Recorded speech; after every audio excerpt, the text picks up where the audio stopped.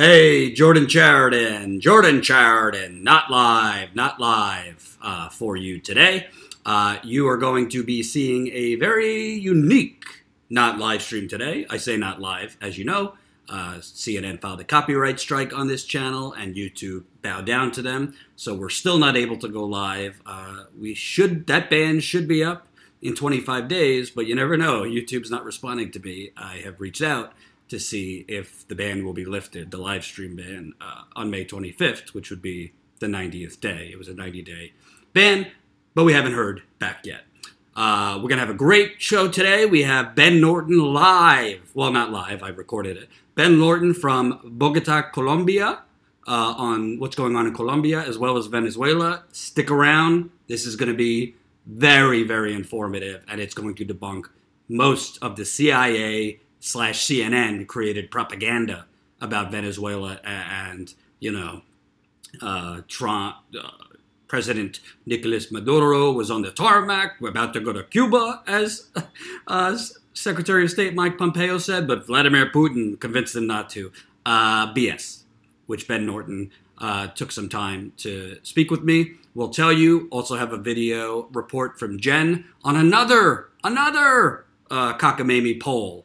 This one from CNN that shows Joe Biden up big, huge over Bernie Sanders, but got to read the fine print to see they're doing some selective things, as I described in CNN's poll yesterday, that was grossly undersampling voters 18 to 34, as well as 35 to 49.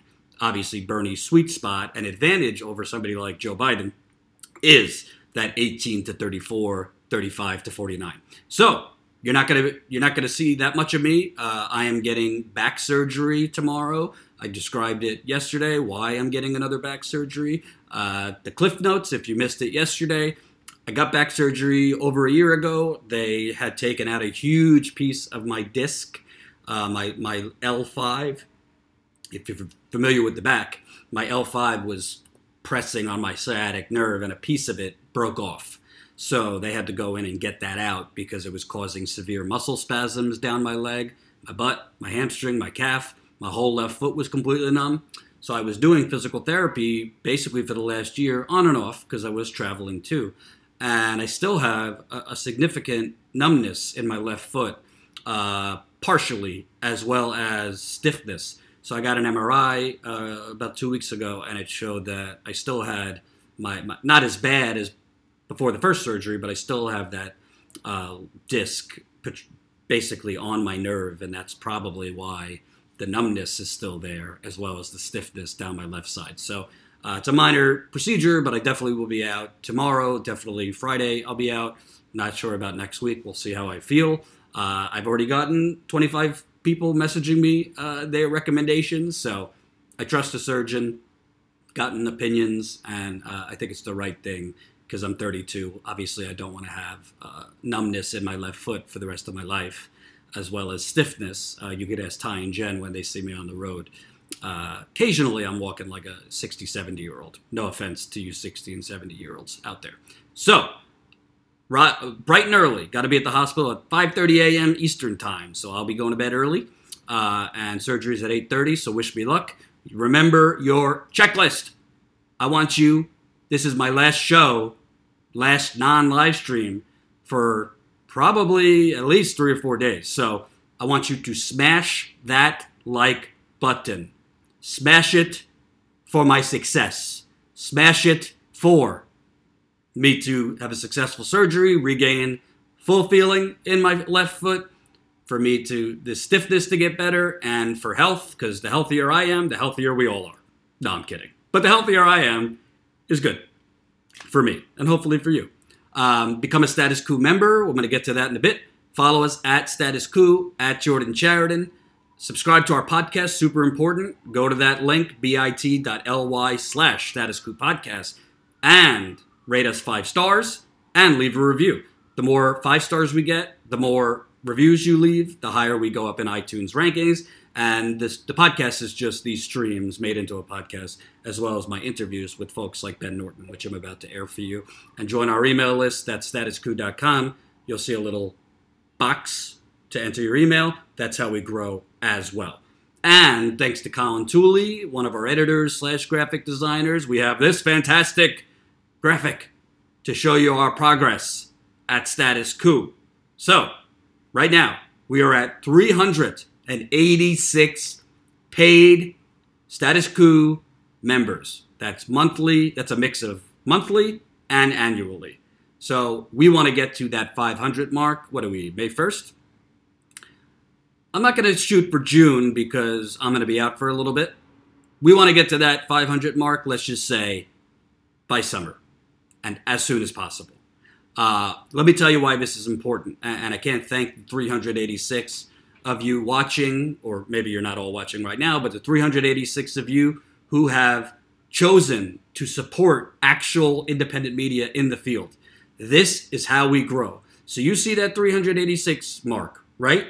So that 386 mark goes with, what are we at now? 331 patrons. So whatever that amounts to, I think it's over 700 paid a month. This is how Status Coup is going to grow. I mean, make no mistake about it. This is how we grow. So the more people that pay per month or annually, and the options are, you could do it. You could become a Status Coup member at $5 a month. You can become a Status Coup member at $10 a month. You can become a Status Coup member at $20 a month, $100 or $179 annually. And now that Ty is winding down, he's doing some post-production now on our documentary Flushing Flint, but just revising a few things. But once he's done with that, he's going to be creating, we're going to really move him over, in addition to doing more on-air stuff, to creating special content just for the members, because we want you to get something out of membership other than just supporting us so we have the money to go in the field. But it's so important, and why I asked Colin to make this is so you could visually see how much progress we've made so far. 386 paid members in a little over a year to go with those 331 patrons. That's over 700 people. So I'm focusing on membership right now. If you're not anything, if you're not a member, if you're not a patron, we prefer you sign up at our website through our membership program. Patreon, I don't want to get into it, but they're starting to kick people off. I don't agree with those people's views, but I still think they have the right to be on the Patreon platform or other platforms. So I think it's a slippery slope. First you start kicking off right-wingers, then you start kicking off people like Jimmy Dore and me. So I'm not supportive of that. I'm not telling Patreons to leave. You can stay with Patreon, but as far as supporting Status Coup, but we do want people who aren't signed up for anything to join at statuscoup.com/join. $5 a month, you get X. $10 a month, you get a little more. $20 a month, you get a little more. $179 annually, you get basically what you get at the $20 per month level. You just save on the monthly a little bit. So we want to get to that 400 level first, obviously. So can we do that this week? Are there 14 people watching right now that are on the fence? I hope once you see our interview with Ben Norton. I hope once you see Jen's great report that we're going to air. I hope if you go on our channel and start surfing the videos we've done in Flint. We were just there last week, marking the 5-year anniversary, as well as showing Flint residents our documentary. I really, really hope that you will see how important it is to support us, because I got news for you. Us being in Flint last week, us even having the footage to make the documentary we made, is because we were funded to be there by you. And that is the freedom you get from being viewer funded. We don't answer to anyone but you. We don't have to go groveling for corporate sponsorships. We don't have to go groveling for plutocrats to fund us. We don't have to go groveling for special interest scumbags. We are getting funded by you. And we are not just telling you what we're going to do. We've shown you what we're going to do. In a little over a year, we've been to Virginia reporting. We've been to Dallas reporting. We've been to Chicago reporting. We've been to Cleveland reporting. We've been to Seattle reporting. We've been to Flint many times. We've been to Detroit. I feel like I'm forgetting something. We've been to many places, just Vancouver with Seattle, covering the stories no one else is touching. And we want to do more, but we need the funding to do it. So, statuscoup.com/join. Help us get to 400 and then to 500. I promise you, you are supporting independent journalism that's not just there to get in the field. We're there to shake things up. And I'm trying not to curse so we don't get demonetized. By the way, this is a super chat. If you're feeling super, let us know. I think you'll feel super getting informed by Ben Norton coming up, and then Jed. So, one more time before I show you the Ben Norton interview, press that like button. Make sure you smash that like button. It's right under me. And again, I will be out tomorrow, Friday. We'll see about next week, depending how I feel as I'm getting back surgery. And we'll have some stuff to air while I'm gone. Jen might do some stuff. Ty might do some stuff. We have some stuff from Flint we haven't aired yet. So we will make sure to air things so the channel doesn't go dark. But definitely, how about some, maybe a little, I'm not beyond a little sympathy membership. Do it for me. I'm going to be holed up, barely moving for the next week or so, recouping from that back surgery. So can we get some sympathy membership? Going once, going twice. Do it. Without further ado, obviously the media has been breathlessly regurgitating what the CIA, Mike Pompeo, John Bolton tell them about Venezuela. So I decided, let's go to the source, Ben Norton with the Gray Zone. He's actually in Bogota, Colombia, covering things in Colombia, a lot of things going on there, even I didn't know about. But he's also an expert on Venezuela. He was in Venezuela recently. So here is my interview with Ben. You could catch his work at thegrayzone.com. Hey, it's Jordan, and I am really appreciative to be joined by the Gray Zone's Ben Norton. We might have some tech stuff because he's in Bogota, Colombia, and the internet is not so great, but your voice is the most important thing. I don't know if you've had a chance. I hope you're not torturing yourself, but literally watching CNN the last couple days is kind of like, I used to work in cable news, so you have producers in the control room talking to the host. I kind of feel like the CIA is telling the hosts what to say. So I wanted to get you in. You're right near Venezuela and an expert on Venezuela. So let's start with, tell me what the conditions are in Bogota. You're covering some things there. And what is actually going on in Venezuela? Because if you believe Mike Pompeo, apparently there's a Cold War plot where Nicolas Maduro, president of Venezuela, was about to hijack it out of there on a plane, and Vladimir Putin convinced him not to. This is what they sold to us yesterday. Well, thanks for interviewing me, Jordan. Thanks for covering this, because unfortunately the coup attempt that just failed this week in Venezuela, it's gotten a lot of press coverage, of course, but it's been ridiculous, misleading press coverage, like most of the media coverage of Venezuela, which is, frankly, often lies or just complete exaggerations.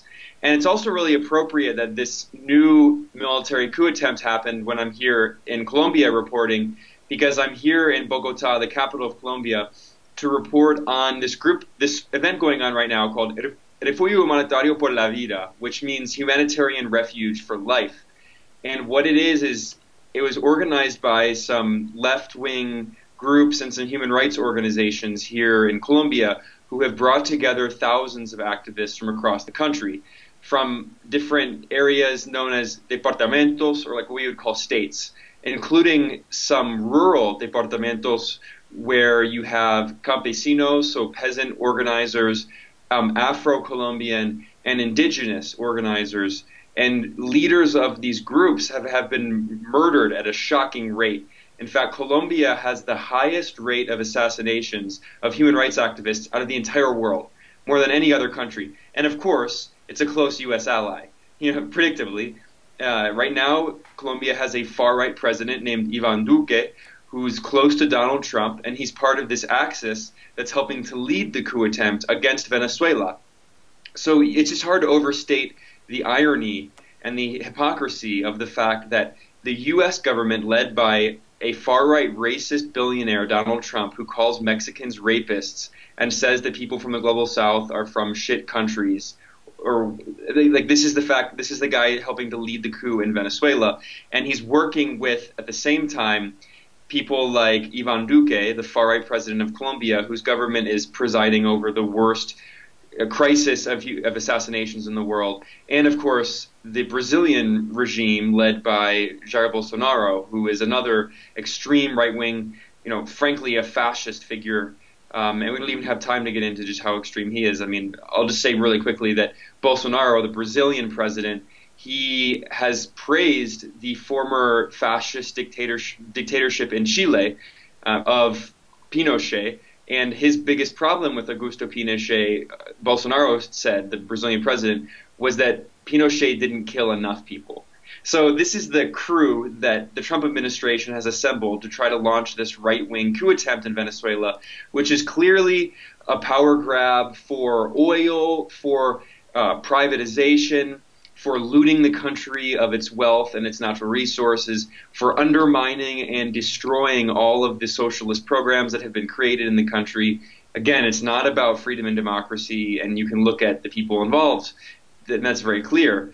And, I can talk more about the situation here in Colombia and the stuff I've seen, but I think maybe we could talk a bit more, because I know you wanted to talk about the coup attempt in Venezuela. I also want to point out, and you'll know more about this, Bolsonaro in Brazil is also involved in a corruption scandal that makes Russiagate look like child's play.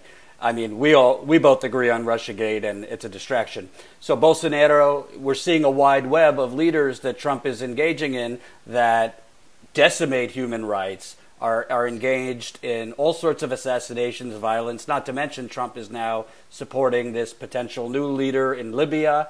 So, but the media doesn't cover any of this. And what I think is so striking about Venezuela, it takes you, Max Blumenthal, and others to actually, you're the only ones putting out video of the humongous amount of supporters of Maduro that are gathering around. All you see is this kind of contrived CIA, CNN framed image of the opposition and Juan Guaido as this hero. Can you kind of talk about, I know you're not literally in Venezuela, but you're plugged in.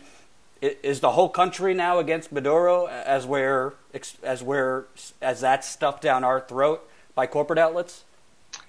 Well, as you know, Jordan, we did an interview that, got a lot of attention a few months ago. Right before I went to Venezuela. This is at the beginning of the coup attempt, which was initiated on January 23rd. On January 22nd, the Trump administration, specifically Vice President Mike Pence, personally called the coup leader in Venezuela, Juan Guaido, and told him to self-declare president. We know because of media reports in mainstream corporate media outlets like the Wall Street Journal and Reuters that numerous governments had been planning for weeks in what they themselves called a conspiracy. Like the media outlets, it was an actual conspiracy where these governments worked with Juan Guaido and the right-wing opposition in Venezuela, and they made plans that on January 23rd, which is an important historical date in Venezuela, marking a transition in democracy from military dictatorship. So on that day, Juan Guaido self-declared president, interim president, and immediately after, an hour later, the U.S. and its allies that had been planning this coup attempt recognized Juan Guaido as the supposed interim president. For anyone who's interested, you can check out the interview I did with Jordan. I go into great detail about the historical context in Venezuela. It's a great interview. It's really long. So I won't do that again here. I'll jump just to the coup attempt. So when I interviewed with you, Jordan, I was just on the verge of going to Venezuela. And I was in Venezuela for about a month, for most of February and the beginning of March, reporting there. And as you mentioned, anyone who's watching this can go to thegrayzone.com. That's with an A, the American spelling of gray zone. And we have a lot of reports from on the ground. And like you said, there were almost no other English language reporters there. There was one other reporter from Britain who did good work at Press TV, and now Press TV's YouTube channel has been shut down, and their Gmail accounts have been shut down by Google days after the Trump administration declared a branch of the Iranian military to be a supposed terrorist organization. So anyway, we've also seen the crackdown on any of these alternative voices by big tech companies. And speaking of that, Twitter has been helping this new coup attempt in Venezuela this past week. That began, today's May 1st, so it began on April 30th, yesterday on Tuesday. And in this coup attempt, we saw 24 military officials. They seem to be mostly, there's a mixture, but mostly lower rank soldiers who decided to defect and join Juan Guaido and try to orchestrate a military coup attempt, like we saw in April 2002. Hugo Chavez, the previous president of Venezuela, was democratically elected And in 2002, in April, there was a U.S.-backed military coup that briefly ousted him, although Chavez was so popular that masses of Venezuelans flooded the streets and demanded that he be reinstated, and he was reinstalled as the legitimately elected president. And the Bush administration had its hands all over that. Well, we're seeing a repeat of that, but the irony of it is that the Trump administration has been doing it in the open. Mike Pompeo, John Bolton, and Trump all openly tweeted in support of this operation that they supposedly called Operation Liberation, which is ridiculous. And at the same time, what's also really ironic is that the coup attempt didn't even really go anywhere. It was extremely short-lived. They did not take any significant parts of the country. They took, at least temporarily, they took over a military base. But the one thing they did accomplish in this most recent coup attempt this week is that Juan Guaido and the soldiers, they managed to release a right-wing opposition leader in Venezuela named Leopoldo Lopez. And this name is very important, Leopoldo Lopez, because he is essentially the right-wing puppet that the U.S. has been trying to install. So Leopoldo Lopez, who is, from an oligarchic family, extremely rich, in the context of Venezuela, white, like much of the elite, and he has been the leader of the kind of extreme right-wing opposition in Venezuela for years. He's been involved in numerous violent coup attempts, in acts of violence like the Guarimbas in 2014 and 2017, and many other things. Guarimbas where the right-wing opposition were taking over neighborhoods and making barricades in the street and then lynching people. And they actually set black Venezuelans on fire because they tend to be very racist. When they were alive, they killed Chavistas. They fought with the police and the government. So Leopoldo Lopez has been a major voice in this opposition, a major leader. The New York Times and the corporate media have whitewashed him, comparing him to MLK, which is just so insane. Oh, God! But it's so insane. They're comparing. Yeah, I don't think that burns black people alive. I don't think MLK was from a rich family or burned anyone alive. But I digress. I wanted to follow up with you. I think. Well, wait, quick note on this thing. So the reason I mentioned Leopoldo Lopez is so he's been involved in much of this violence. It's extremely well documented. He's openly called for military coups, and he was at first imprisoned, and then there was all this international outrage. So then the supposed dictatorship of Nicolás Maduro, the elected president of Venezuela, they, under pressure from all these international groups, they agreed to release him from prison and instead put Leopoldo Lopez on house arrest. So for the past few years, he's been in house arrest. And during this coup attempt, which completely failed, although you couldn't tell that from the corporate media reporting, which portrayed it as if it was somehow successful and had a mass base of support, which it did not. But anyway, one of the few things they did accomplish in this coup attempt is they managed to release Leopoldo Lopez, and immediately he fled inside. He was in Venezuela still. He fled to the embassy that Chile has in Venezuela, and Chile said that they would provide diplomatic support for him. And he was staying there, and Chile, which has a right-wing president right now, was waiting it out to see how the coup would actually happen. And when the coup failed miserably, Chile decided that it would be a diplomatic disaster to keep him in the embassy. So they said that he had to leave because they had too many guests. So then Leopoldo Lopez went to the Spanish embassy. And as far as we know, he is currently living in the embassy of Spain in Venezuela.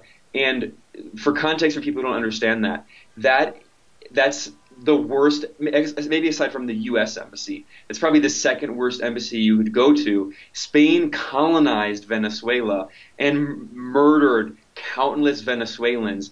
And Simón Bolívar, the great liberator, the nationalist hero who in the early 1800s, the late 1700s and early 1800s, liberated Venezuela from Spanish colonialism.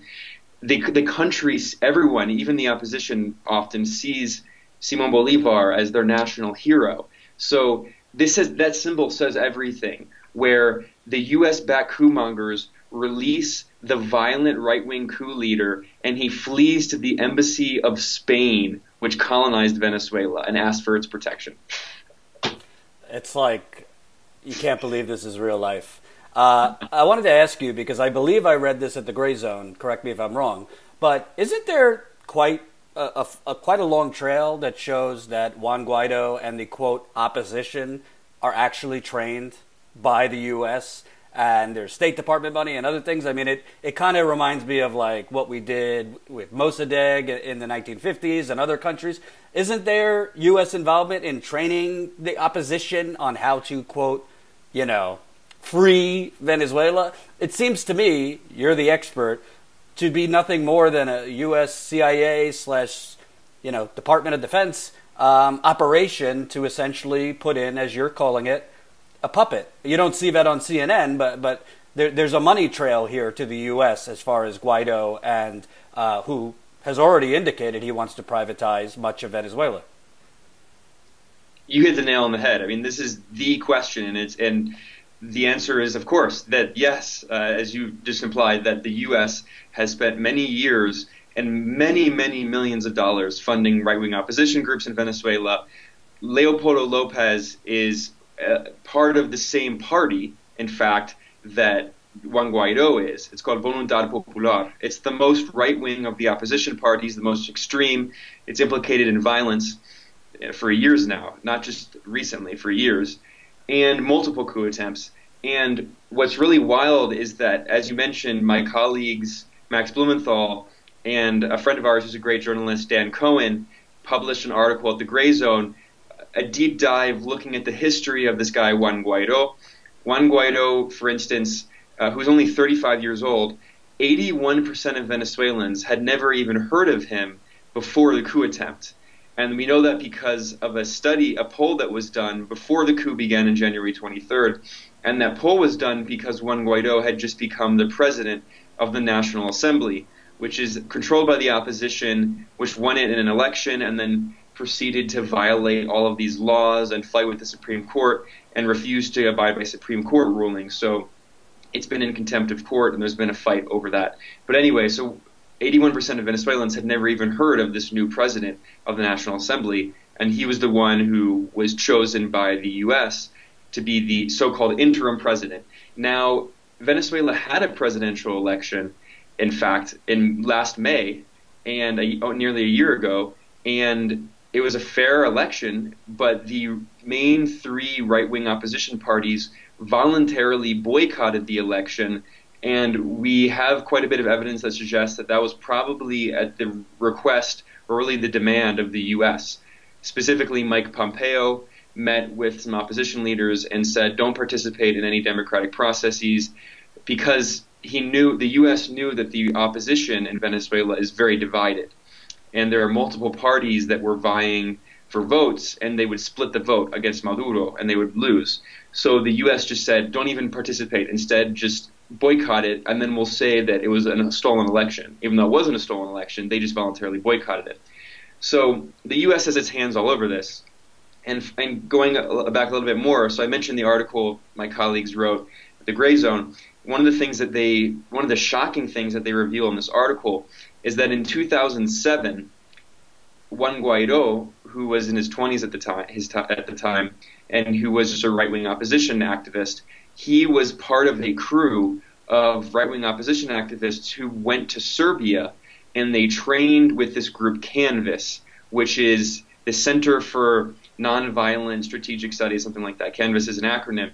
And this was this group that's been involved in color revolutions. They call color revolutions, which is where after the destruction of the Soviet Union and the restoration of capitalism in the Eastern Bloc, some of these governments still had kind of social democratic left-oriented governments, and there was a series of color revolutions which were ostensibly nonviolent, although some were violent, revolutions or just coups against the governments that then installed pro-Western governments that then became members of NATO.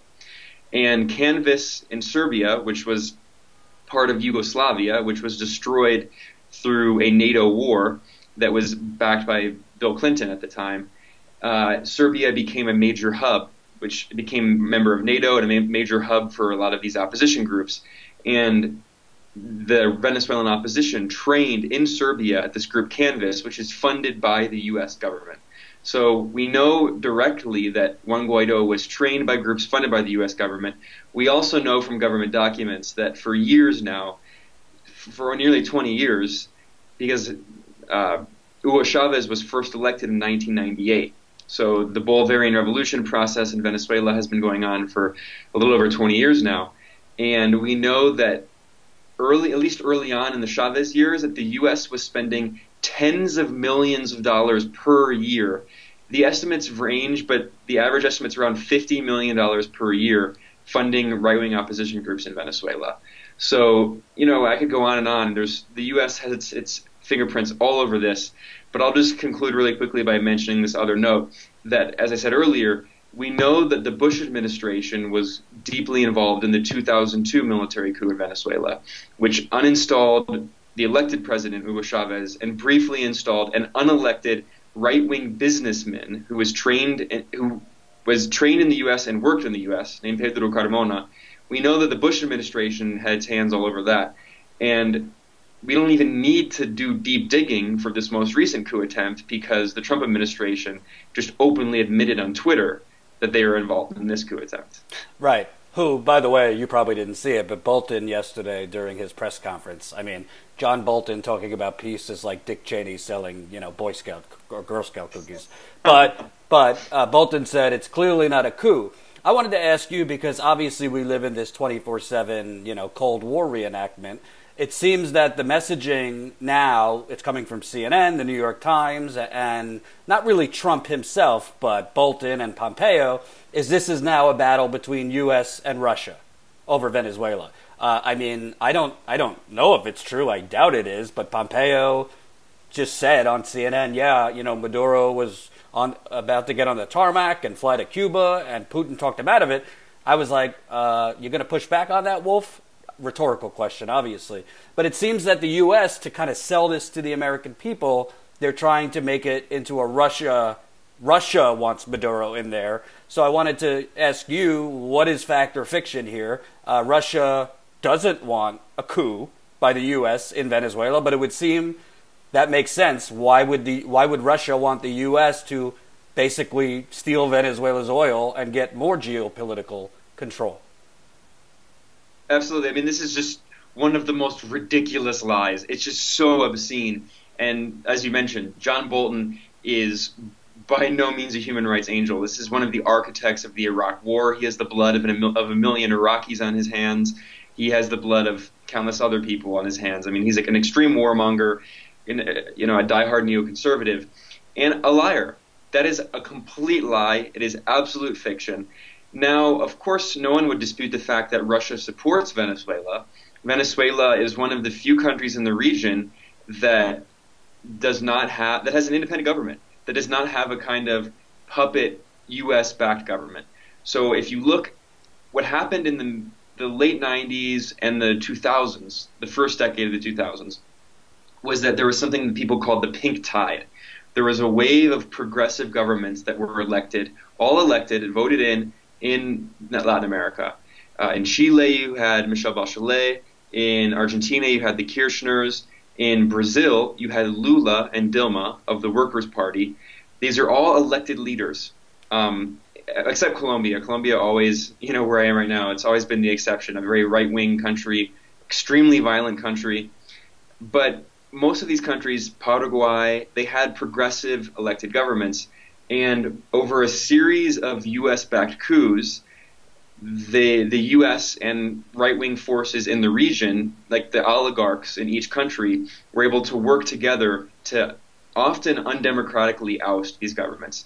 Now, to be fair, in Chile and Argentina, they were probably free and fair elections. But in Brazil, there was a kind of legal coup that ousted Dilma and installed this unelected right-wing extreme neoliberal Michel Temer, which then led to Bolsonaro.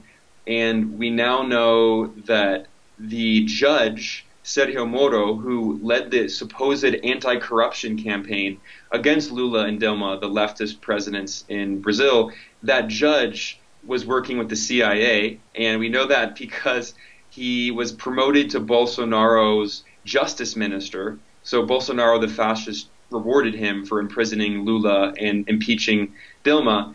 And a few weeks ago, both Bolsonaro and Sergio Moro, the judge who oversaw the anti-corruption campaign, met with the CIA in CIA headquarters in the U.S. So they're not even hiding it. It's all in the open. So Brazil is the most egregious example. Then there's a military coup in Honduras. There's a soft coup in Paraguay. Anyway, the point is that all of these governments, in Ecuador, there was a free and fair election, but the former leftist president, Rafael Correa, he finished his term, and they had a new president come in who's working with the U.S., working with the CIA. He handed over Julian Assange to Britain, and that's completely illegal because Assange was made an Ecuadorian citizen. So, we could talk all about that for hours. I'll end there, but the point is that we had this wave of only ones that still remain are Venezuela, Nicaragua, and Cuba, which happen to be the countries that John Bolton called the troika of tyranny, the only left-wing governments remaining in the region. And Russia, not because it's the Soviet Union anymore, not because it has a leftist government, but because all the other governments in the region are right-wing and they're pro-U.S., Russia looks at the region and sees, okay, well, the only countries that have an independent foreign policy and that will be able to, have good relations with us are those countries, Cuba, Nicaragua, and Venezuela. So portraying this as if they're somehow colonies of Russia is insane. Now, okay, certainly Russia is now buying Venezuelan oil, but that's not necessarily a sign that Venezuela is controlled by Russia. This is just ridiculous Cold War fear-mongering. And again, it's an example of, like Russiagate was, of how the U.S. government and establishment forces are trying to use the memory of the Cold War and the kind of connotations people have about the Cold War, and then trying to use that to justify things today, even though it's completely different. I mean, I would argue, and I have been arguing, we are in a new Cold War, but it's very different from the old Cold War. The old Cold War was a series of proxy wars between socialist governments and capitalist governments. This is not even, now it's simply a matter of competition between the U.S. and the other two great powers that are challenging the U.S., which is China and Russia. So instead of acknowledging the complexity of what's happening, and instead of acknowledging the key role the U.S. has played, not just under Trump, but under Obama, in trying to reassert control over the region, over Latin America, and undermining and ousting these leftist governments, instead of acknowledging all that, they just blame it on Russia, which is just a simple boogeyman that can help people turn off their brains and can just play off of these stupid Cold War stereotypes. Well, not to get into like a game of presidential predictions, but if the new boogeyman is Russia, can't this be used? Let's say right now the polls say Biden is up very big. I don't really buy all of them because they're undersampling young voters, but put that aside. Let's say Bernie gets momentum. Can't the media and establishment Democrats then put out this, Russia is attacking us again, and they're pushing pro-Sanders stuff because they want Sanders to be the nominee? Can't that be used? It seems like anything now can be strategically used. In any anti-Russia, Russia is attacking us, Russia is trying to save Maduro. Can it be used against pretty much any progressive forces, in this case Bernie Sanders? Because I've been predicting, wait for it. Wait for them to start asking, wait a minute, why did Bernie and Jane Sanders go to Russia on their honeymoon? Who did they meet with? I mean, you might be smiling, but I don't think we're so far away from this, because they'll do anything to stop, forget Sanders, but anything progressive, and obviously that would indicate Sanders in 2020. Well, they've already been doing it. This is not something that we can speculate about. It's actually happening. And I should mention Tulsi Gabbard as well. They've obviously had an orchestrated attack to not only black her out, but to basically make her seem like a Russian stooge. Yeah, they're doing the same thing to Tulsi because she criticizes U.S. wars, U.S. regime change, which has been completely catastrophic, which has devastated all of the regions that it's been carried out in, and has led to a lot of blowback here in the U.S. and Europe and the rise of far-right forces. So if you talk about that, then you're a Russian stooge, which is the smear they're using against her. But the crazy thing is they've already done this to Bernie Sanders. And Bernie, he has some good views on some international issues. He's taking leadership in Yemen. But for the most part, he doesn't really speak a lot about international issues and war. It's not really his specialty. But they're still going after him for it. So you mentioned the fact that he went on his honeymoon in the Soviet Union. There's been multiple articles about that, implying that he's some kind of Russian stooge, a useful idiot of the Soviet Union and Russia. We've already seen the Washington Post, which I jokingly call the Bezos Post because it's owned by Jeff Bezos, the richest man on the planet. And we saw the Washington Post publish an article, a ridiculous article, claiming that Russian bots were supporting Bernie Sanders during the 2016 presidential campaign, and basically trying to imply that there was not real popular enthusiasm, that the people who were excited about the Bernie campaign were just being used by Russia. So of course we're going to see that again. And we also saw it in the most comical fashion. We saw these stupid memes from the Internet Research Agency, which is supposedly this Russian bot farm. We saw in a report produced by the U.S. government, or produced for the U.S. government that was funded by the U.S. government, we saw them listing all these memes. And one of the memes that the Daily Beast and all these media outlets went with was a meme of a buff Bernie Sanders, of like a cartoon of Bernie Sanders with no shirt on. He's like super buff and ripped. And they use that as supposed proof that Russia was trying to manipulate the election on behalf of Bernie Sanders because of this stupid buff Bernie meme. So we already have seen it, and it's been ridiculous and stupid, but it's going to get worse. And Bernie and his supporters have to be prepared for that because, fortunately Bernie didn't play too much into Russiagate, but because, you're always under attack, he's always under attack, and anyone who criticizes the mainstream is always under attack from neoliberal establishment Democrats. He did sometimes concede and play into it a bit to try to weaken some of the attacks on him. But you're going to realize, he and his supporters are going to realize that you can't give these people anything. If you give these dishonest smear artists anything to work with, then they're going to continue to use that against you. Mm-hmm. Because now they're going to say, oh, well, Bernie admitted that Russia was attacking our democracy and now they're helping him. So it's going to be hard. But fortunately, I think the thing is the majority of Americans don't care at all. They just don't. They think Russiagate is stupid. There is like a small percentage of the population that's obsessed with it, but I think they're mostly neoliberal coastal elites who were the people who loved Hillary Clinton, so they're not going to vote for Bernie anyway. Mm-hmm. So we're going to see media smears, but we already saw a lot of media smears, and I think most people who like Bernie Sanders, they're the people who hate the media anyway. Right. So I don't think it could help him, but it might not hurt him. And my last question is, you're in Colombia right now. I'm not even going to try to pronounce it correctly because I just sound stupid. But obviously the focus has been on Venezuela, and justly so. Why should people watching care what's going on in Colombia right now? How does it affect America? How does it bolster the military-industrial complex here? And what is Trump and his administration trying to do? We know in Venezuela it's about the oil. What is their interest in Colombia? Well, Colombia does have oil too, but not at the same level as Venezuela. Colombia has a lot of natural resources like Venezuela. Both countries have a lot of minerals, gold, other natural resources, and that's a big issue here in Colombia. So anyone who's interested can follow my reporting. I'll be publishing some videos in the upcoming weeks at the Gray Zone, and I'm working on translating, and because the thing is, I'm doing all these interviews in Spanish, so it just takes a long time to edit them.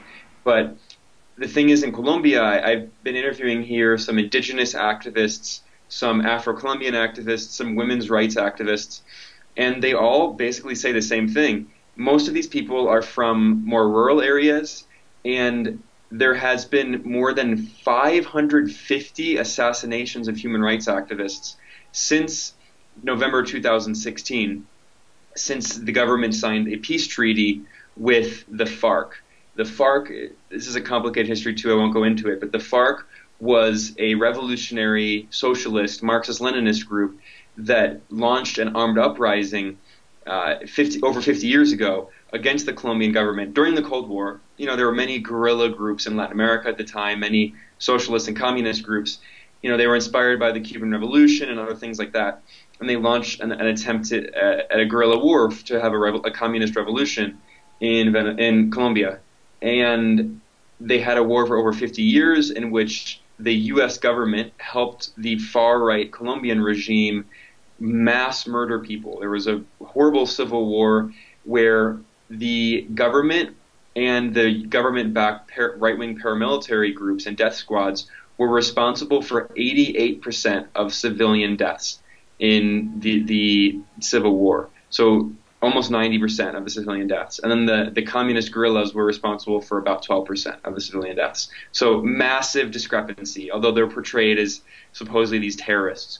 And anyway, so what happened in November 2016 is the communist guerrillas signed a peace treaty with the government.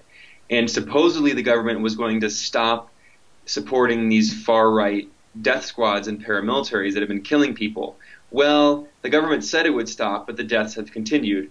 And since that peace agreement, in which the FARC handed over all of their weapons and became a legal registered political party here, since November 2016, more than 550 activists have been killed, including many former members of FARC who were supposed to have political neutrality and were supposed to be able to be protected by the government.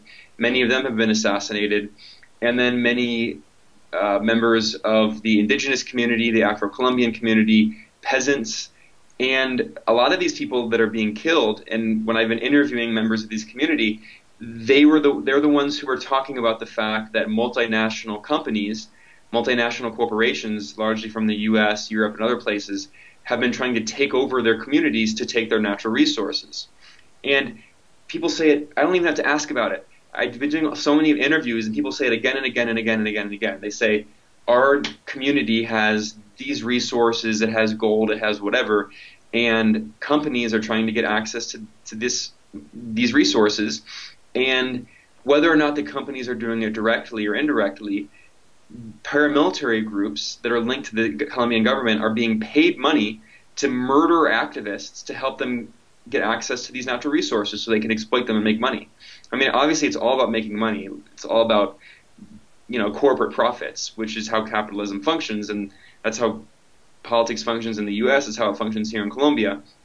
So, I mean, there's a lot more I could talk about there, but the point is that this country has the worst crisis of murders of human rights activists in the entire world, but you virtually never hear that in the U.S. media. No one talks about it. Instead, Colombia is portrayed as a kind of model in Latin America. Like, it's right next to Venezuela, which is supposedly a failed state, which it most definitely is not a failed state.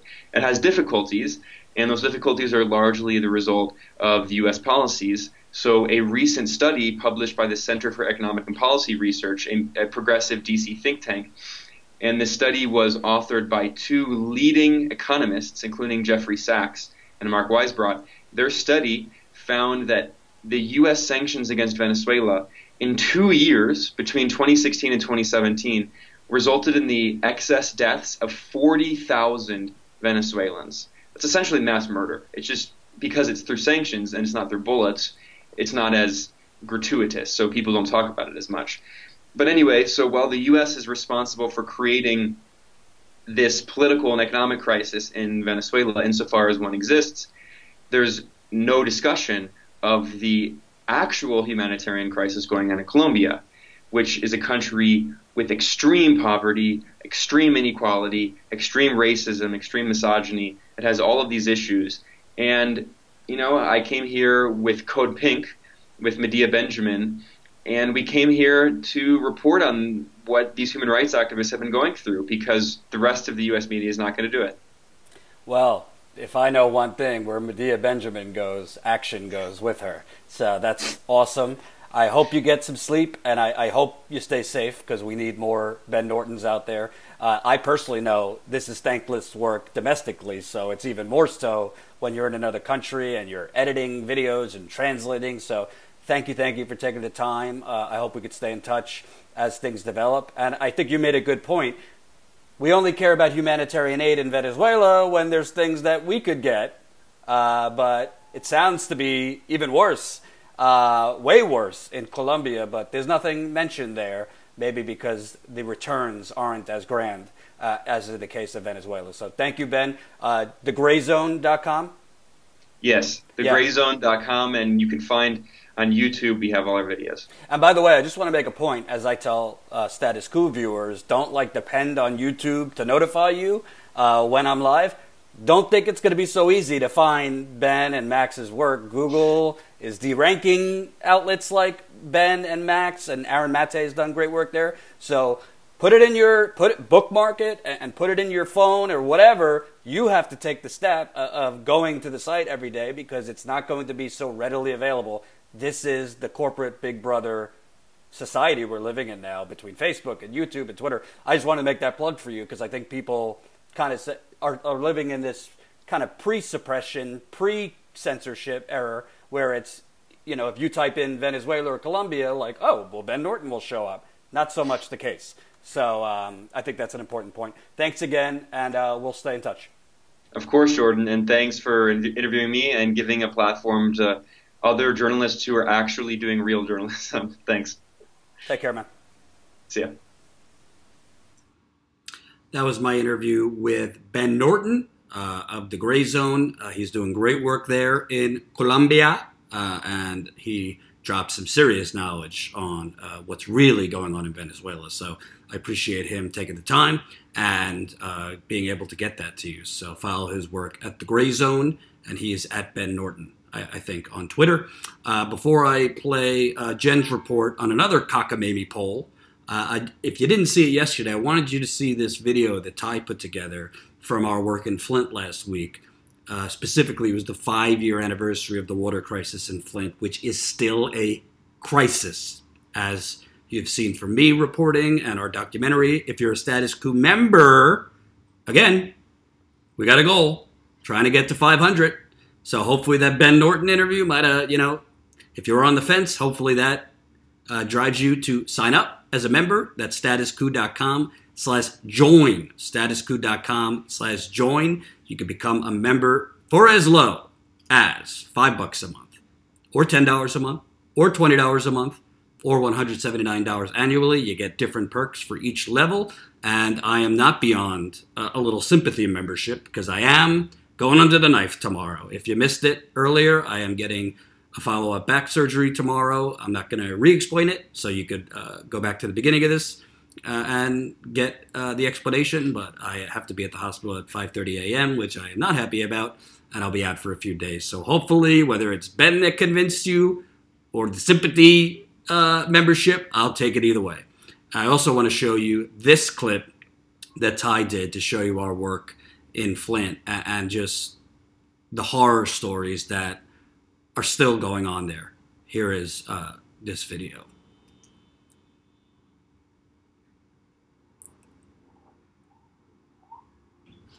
Well, probably would have been good for me to have the video loaded, wouldn't you say? Wouldn't you say? Hold on one second. Let me get that loaded. There we go.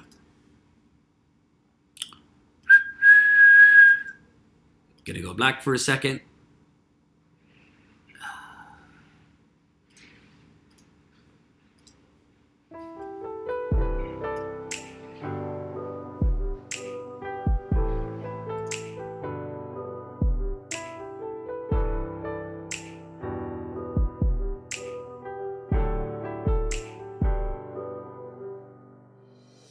Give me your past, give me your present, give me your night sky. We've been tormented for 5 years. 5 years we've been tormented with dirty, nasty, unsafe, unhealthy water.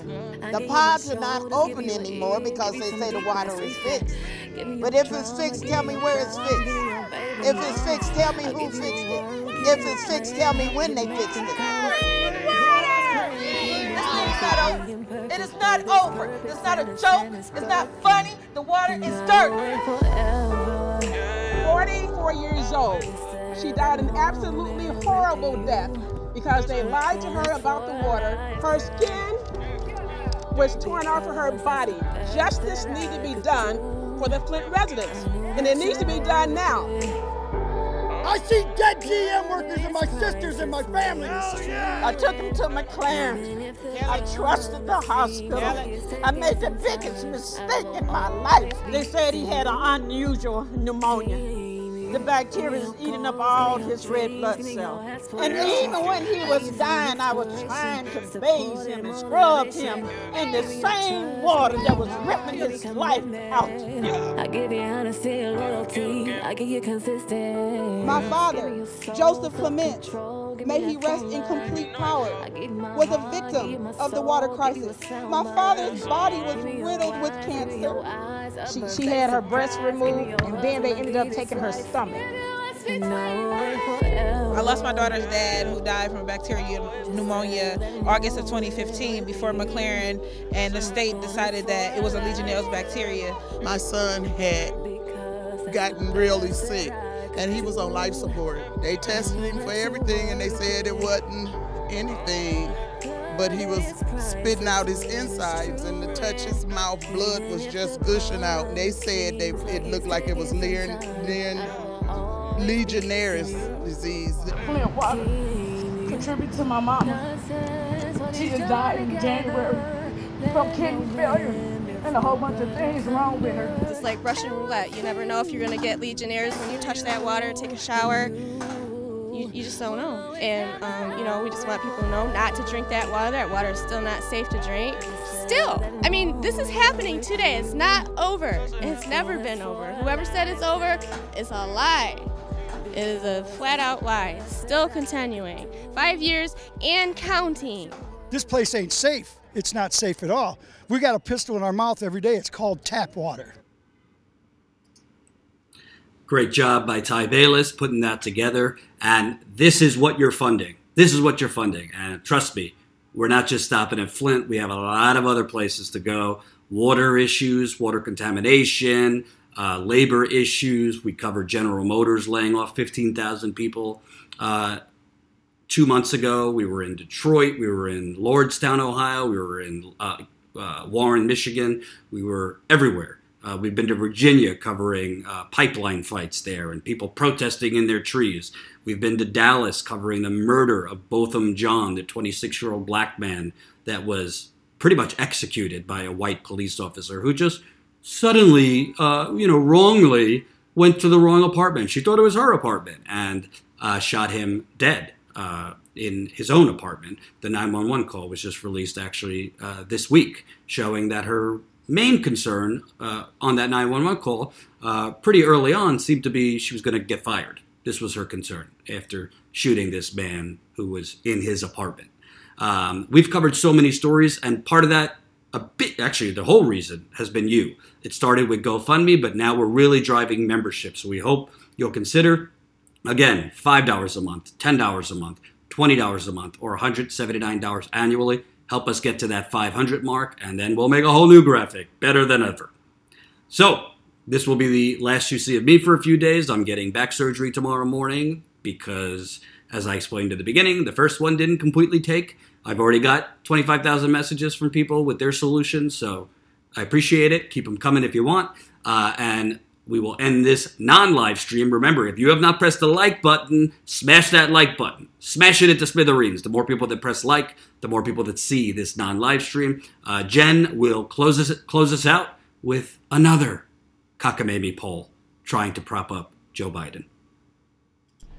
Hey, it's Jen. It's been a little bit since I've been on your screen because we were in Flint last week. And actually, let me show you my shirt.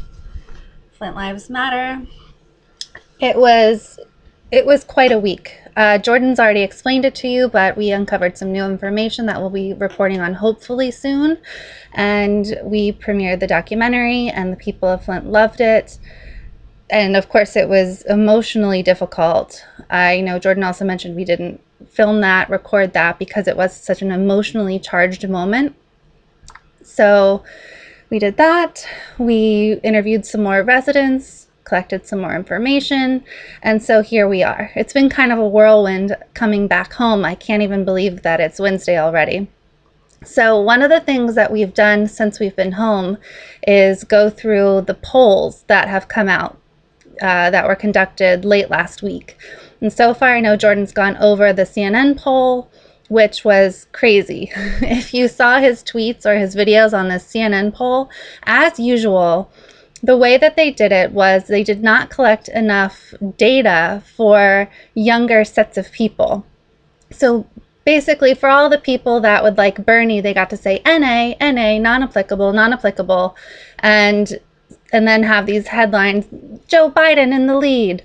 So the CNN poll, if you haven't seen that video of Jordan's or those tweets of Jordan's, go check that out. You'll have to excuse me. I'm feeling sweaty here. I've been running around trying to get ready for this video. Jordan kind of sprung it on me last minute because he sent this Quinnipiac poll to me and he said, okay, can you go through and pull out anything you find interesting? Like, you take notes on it and send it to me.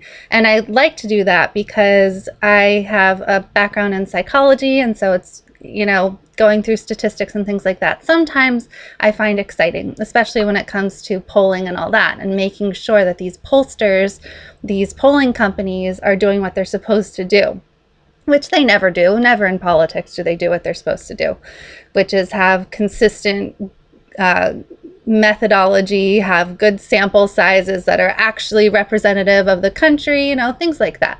So anyway, he said, can you go through and pull out any notes? So I did this. I sent him this really nice email. Actually, let me show you this email that I sent him right now. 1 second here. So I sent him this really nice email, all laid out for him with all of my thoughts on this poll because he was going to do a video on it. So there it was, ready for him to go. And then he had a question about it or some comment about it, and I figured it was better to call him about it instead. So I called him up. I said, hey, no, you're looking at this a little bit wrong. Look at this instead. And I started explaining it and getting excited about it. And he goes, why don't you just make a video about it? And I'll throw to you during my during my non-live stream today. So I tried to wiggle my way out of it, but here I am doing the video anyway because I love you guys, and it has been a while since I've done a video. And actually, he's getting back surgery tomorrow, so I'll be doing videos probably for the next few days. So hopefully that's okay with you. It's okay with me because it's fun to interact and go through the news with you guys. One of the best parts of the day, right? So this is the Quinnipiac poll. We've already done the CNN poll. It was total BS. They did the polling so they could have the headlines they wanted. The Quinnipiac poll that I'm going to go through with you right now is actually a bit better. But it's not totally better, and I'll explain why. First, I'll go through the parts that they want you to see, you know, their breakdown of the methodology, their breakdown of the poll, and then I'll share my notes with you like I did with Jordan, and we'll see what we really, really think about this poll. And it's no surprise, the poll saying that Biden is in the lead once again. So here we go. The Quinnipiac poll. The headline is, Biden surging among Democrats in presidential race. Quinnipiac University national poll finds. U.S. voters support wealth tax, oppose free college. So I'm not going to read this entire thing to you because that would be quite boring, but the gist of it is that former Vice President Joseph Biden is surging among Democrats and voters leaning Democratic with 38% of the vote, followed by 12% for Massachusetts Senator Elizabeth Warren, 11% for Vermont Senator Bernie Sanders, and 10% for South Bend Mayor Pete Buttigieg, according to a Quinnipiac University national poll released today. California Senator Kamala Harris has 8% of Democrats and Democratic leaners, with 5% for former U.S. Rep. Beto O'Rourke of Texas. No other Democratic contender gets more than 2%. Blah, blah, blah. In today's survey among Democrats and Democratic leaners, 56% say Biden was the best choice to beat President Donald Trump, followed by Sanders at 12%. 44% say Biden would be the best leader, with Sanders and Warren at 11% each. 23% say Biden has the best policy ideas, with Warren at 19%. And these kind of mini headlines are interesting, especially this one where it says 23% say Biden has the best policy ideas, because actually, as you'll see in the polling, what people think are the best policy ideas don't match up with what Biden wants. They match up with what Bernie wants.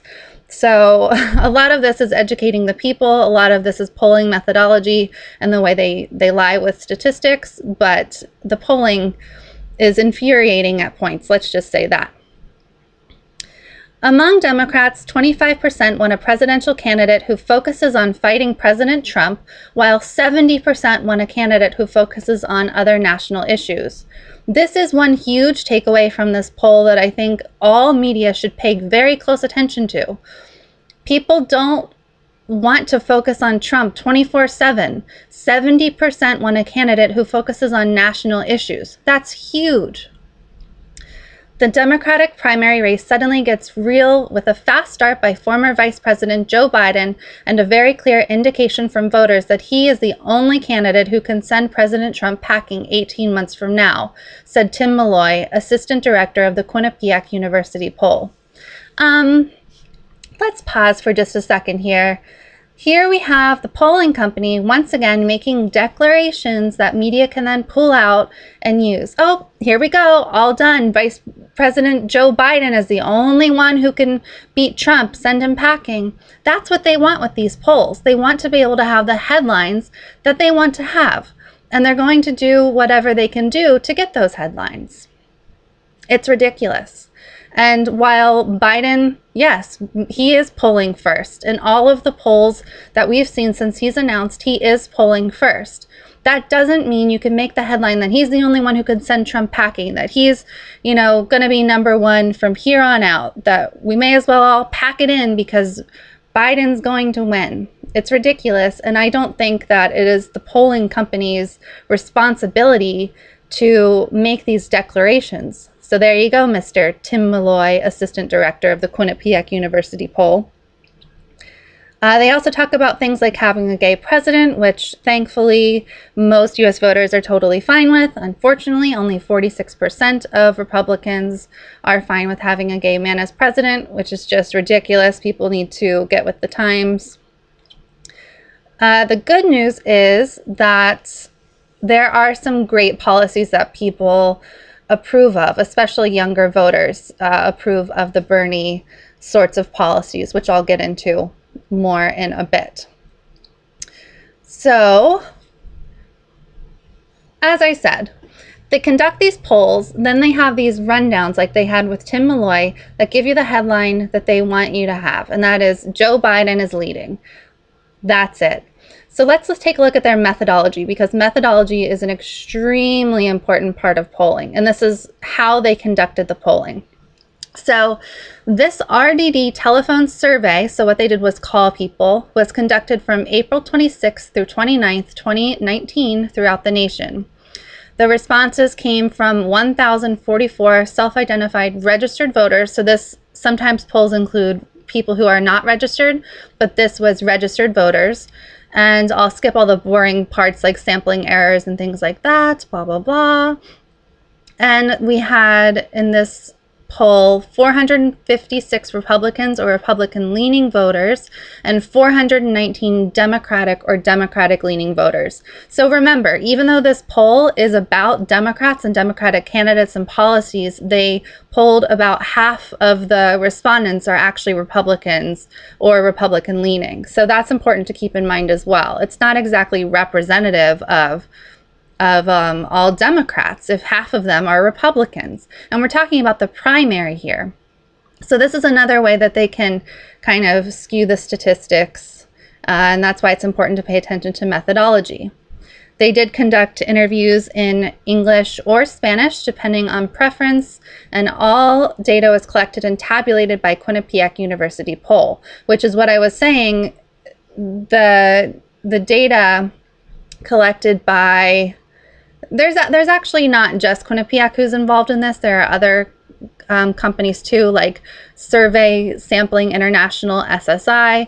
But I still say Quinnipiac should not be interpreting the poll. They should leave that up to media and others, because why are you interpreting your own poll?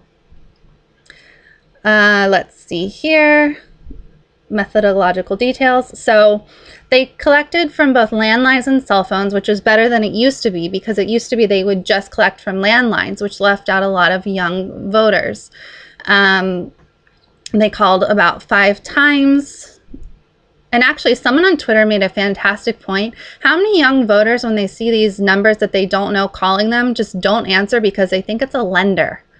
Imagine that. If you owe student loans or other debt, you have people calling you, you're not going to answer the phone. I never answer the phone if it's someone that I don't know. It's just, I just don't. So I'll never get asked one of these questions. So I wonder what that has, that has a lot to do with it. They did try to account for the overall adult sample to make sure it was balanced according to recent census data. And unlike the CNN poll, they actually did not have to do NAs because they did collect enough young people to include, excuse me, frog in my throat. However, you'll see that the way they did that, the way they made sure they had enough young people, in quotes, to include young people, is they did 18 to 49. They included ages 18 to 49 as the young people, whereas in a later part of the poll, or a later part of the survey, they broke down young people by 18 to 34, and then 34 to 49, which makes a lot more sense. But they did this so that they could report things a certain way. Now let's see. This is the actual PDF. So what you can do is, instead of just going off of the headlines that people are giving you through the news or even through Quinnipiac's main page, is always look for the PDF documents so you can go through the polling data yourself. And it actually goes through and breaks it down. So once you get to this kind of small type, this is where it actually breaks everything down for you. And as you can see, it's a lot of numbers, a lot of statistics. I'm not going to bore you by going through every single part of this. We'll include the links so that you can do so yourself. But what I will do is go through the notes that I took and had sent to Jordan earlier so that you can have my thoughts on how this poll was conducted. As you can see, it's 15 pages long, and it really, really gets into the weeds. So let's go to my notes here. Let me make sure. Yep. Okay, so one thing that I noted in this email was I do not see an age breakdown. So what I would like to know is exactly how many people are in each category. So they categorize 18 to 49-year-olds as the young voters, but I don't see an age breakdown of how many are in each. So they tell us how many Republicans there are, they tell us how many Democrats there are within the sample, but they do not tell us how many are in each age category. That is something I would really like to know. And you can see in the methodology section, that's normally where it would be. If they were going to tell us the age breakdown, that's where it would be. And you can see that it is not there. Another thing that I noted, and I've already mentioned this to you, is that they categorize 18 to 49-year-olds for much of it. They categorize 18 to 49-year-olds as the young group for much of it. But then later on, they switch the age breakdowns into ages 18 to 34 and 35 to 49. So that starts on page 11. And I said, and my is there because it's another way to present the data. They probably didn't have enough 18 to 34-year-olds to break it down earlier on in the report, which is where it would matter. So that's my assumption. That's just an assumption there. They don't actually say that. And let's see. So on page 4, they do show, and excuse me for going through this a little bit slowly. My eyesight, my contact lenses are doing me wrong. They're failing me here. It's getting hard for me to see this small type. So on page 4 of this poll, they show that ages 18 to 49 are 25% for Biden. So the young people are more for Biden than they are for Bernie, according to this poll. And again, young people is 18 to 49. The 18 to 49-year-olds are 16% for Bernie. So among this age group, it's 25% for Biden and 16% for Bernie. Among ages 50 plus, it's 48% for Biden and 6% for Bernie. So among younger voters, the vote is more split across candidates, with Bernie, Harris, Warren, and Mayor Pete dividing the vote. Older people just like Biden, with a share of them liking Warren. So let's go to page 4 here. And again, I apologize for the clunkiness. I did not realize my eyesight was going to be this terrible. Time for me to get to the doctor. So you can look at this, you know, you can pour through this data later and get a sense of what's going on. But here's where I pulled that from. 25% for Biden in the younger ages, and 16% for Bernie in the younger ages. And then we have 48% for Biden in the older ages, 50 up, and 6% for Bernie in the older ages. The next thing that I found was interesting was on page 7, where the question was, if Dem or Dem leaning, which candidate has the best policy ideas? And that's a summary of what the actual question was. If you want to see the actual question, we can just go right on down to page 7. So this was question number 4. If Democrat or Democratic leaner, regardless of how you intend to vote in the Democratic primary for president, which candidate do you think has the best policy ideas? So go back to my little notes here. So among the very liberal, so they broke it down into very liberal, somewhat conservative. They broke it down like that. So among the very liberal, it was found that Warren has the best policies at 41%. So I found that really interesting. And Warren, she really has laid out her policies very, very thoroughly. If you go to her policy pages on her website, it's extremely thorough. So remember, this is not broken down by age right here. This is the very liberal section. And also among the very liberal, 27% of the very liberal believe that Bernie has the best policies. Here's what's interesting to me. Among the very liberal, only 7% believe that Biden has the best policies. Then we get down to the age breakdowns of the same question. So among 18 to 49-year-olds, 23% believe Bernie has the best policy ideas, then Warren at 17%, then Biden at 15%. And then among 50-plus-year-olds, 29% believe Biden has the best policy ideas, then Warren, then Bernie. So younger people believe Bernie has the best policy ideas, with Warren in the middle. Among older people, they believe Biden has the best policy ideas, with Warren in the middle. So that's quite interesting. That's on page 7 if you want to go through that data. It's right here. On page 9, the question was, one second. The question was, let me see which question I was looking at. If Dem or Dem leaning, do they prefer a candidate who focuses on fighting Trump or a candidate who focuses on national issues? So this was very interesting to me because the answer was the vast majority want the candidate to focus on national issues, and younger people more so than older people. But overall, Dem and Dem leaners want a focus on the issues, even though the poll focuses on Trump. And that part that I put, even though the poll focuses on Trump, is because the questions of this polling survey are so Trump focused. So that's what I found interesting, is because, most people don't want this focus on Trump, but the poll itself is focusing on Trump. And then again, I noted that one thing about this poll is it lumps 18 to 49-year-olds together when they are really very different and should be split into 2 or even 3 groups.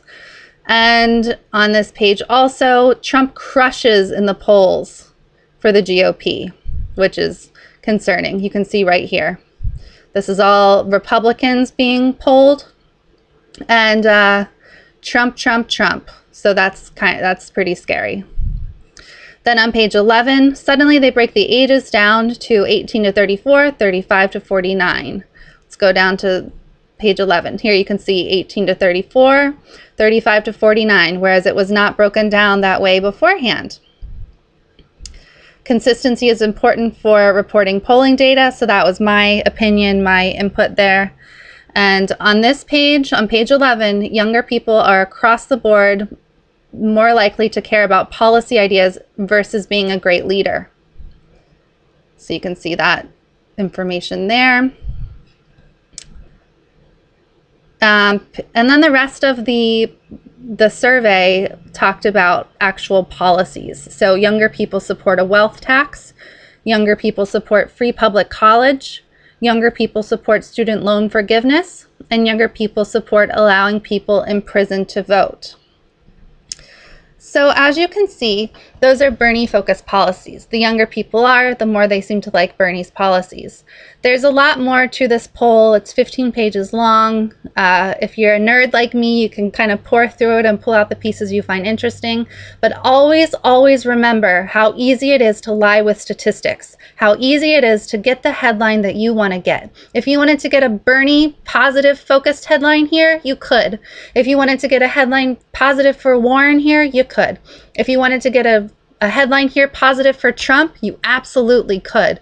Mayor Pete, same thing. Kamala Harris, same thing. You can twist these statistics any way you want to get any headline you want. So while this one was particularly good for Biden, you can lie with statistics, you can massage those headlines, you can get what you want to get. So it's early on.